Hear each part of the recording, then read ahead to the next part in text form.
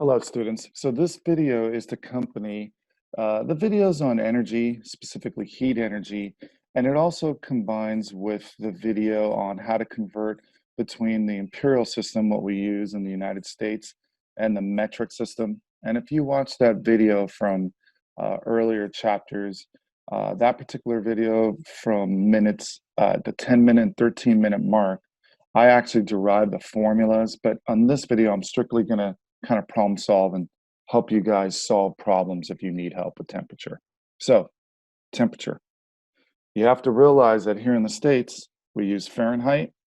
Pretty much everybody else uses Celsius. So if a foreigner, if you're a nurse and a foreigner comes they're visiting the US, maybe visiting a national park, they go to the hospital, you take their temperature, and you tell them, oh, you're 98.6, they might get a little nervous because normal range of body temperature in Celsius scale is 37 degrees Celsius. So that's kind of what this video is about, is we're going to just we've already derived those formulas, but we're going to just solve a couple of problems. So first, temperature is a measure of how hot or cold something is compared to other objects. It's a scale to let us understand the amount of thermal energy stored in a system, right? And we know that heat flows from a higher temperature to a lower temperature. And how do we measure heat or temperature? We're going to use a thermometer. And typically you're going to use an alcohol thermometer, which is more than satisfactory. You don't need mercury thermometers. Alcohol thermometers work just fine for purposes of the lab and for measuring people's temperatures in general. And they're a lot safer. So I've already derived these formulas with the temperature scale, kind of starting with, when we use Celsius, we look at water's melting point at 0 degrees Celsius, or freezing point, depends on what direction you're going. Freezing would be going from a liquid to a solid. Melting would be going from a solid to a liquid, but it's the same temperature, 0 degrees Celsius. And then the boiling point would be 100 degrees Celsius. Or if you're going in the other direction, instead of vaporization, it'd be referred to as condensation. But we see that right there. And then the scales are derived. We have the Kelvin and the Fahrenheit scale. And again, you can look at that other video if you want to see how I derive the formulas. This is not what this video is for. This is just to show you we have 3 different temperature scales. And the numbers are different because they're different units. Just like if I measured the length of something in inches versus meters or centimeters, the numbers are going to be different. So we need reference points, and that's why in the earlier videos I say you should really know the boiling point, and I called it the melting point of water because that's a reference point, just like we should know its density is 1 gram per mil. So how do we solve temperature problems? We're going to use the formulas that we derived in that last unit. So if a person has a temperature of 34.8 degrees Celsius, what is the temperature in Fahrenheit? Well, you use a formula. And the formula is your Fahrenheit is equal to 1.8 times the degree Celsius plus 32. So now it's a question of what I call plug and chug. You have your degree Celsius, plug it into the formula, and solve for Fahrenheit. So I plug in my 34.8 degrees Celsius, I times it by 1.8. I'm not going to use this for sig figs because I'm going to treat it as an exact number, right? Treating that as an exact. So I'm just going to use whatever the 1.8 times 34.8 gives me, which is 62.6. So now that I'm adding, I use this number, which goes to the tenths.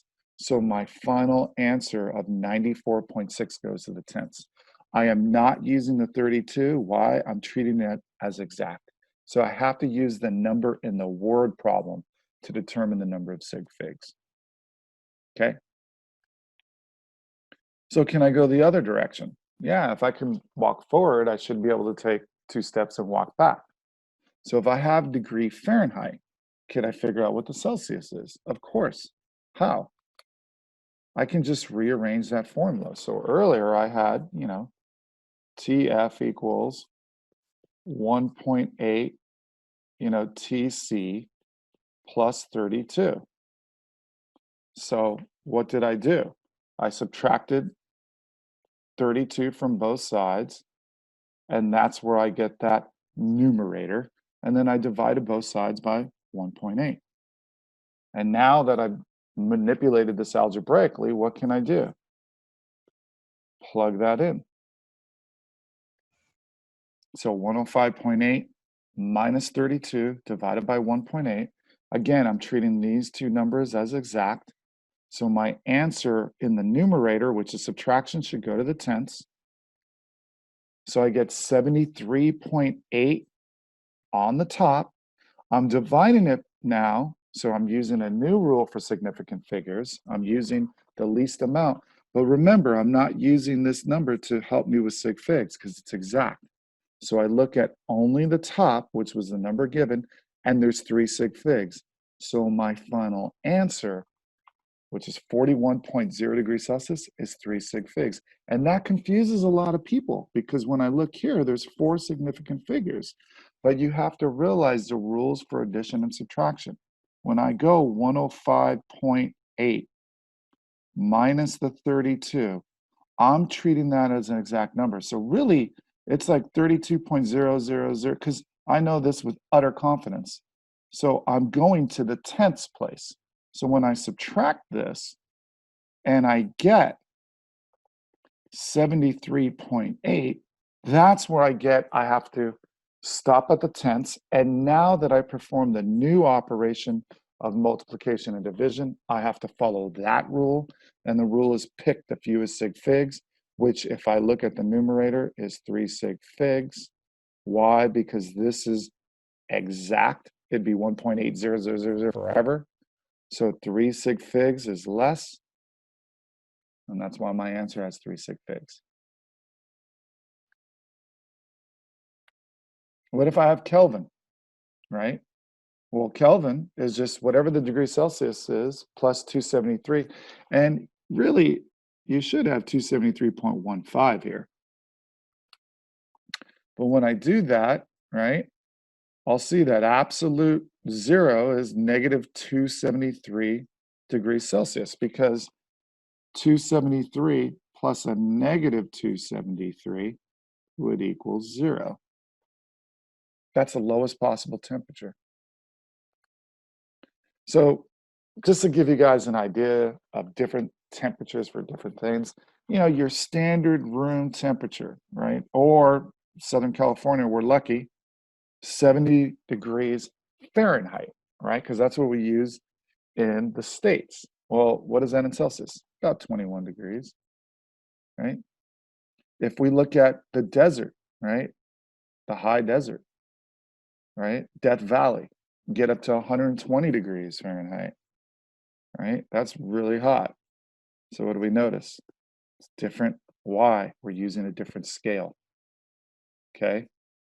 So I hope this video makes sense. I hope it was helpful for deriving and solving word problems with temperature. Again, you're just using the formula method, but again, it could be a little tricky because you have to use your significant figure rules, both for addition and subtraction, and then again for multiplication and division.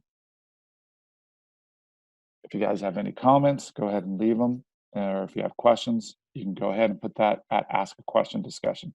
Thanks so much for watching.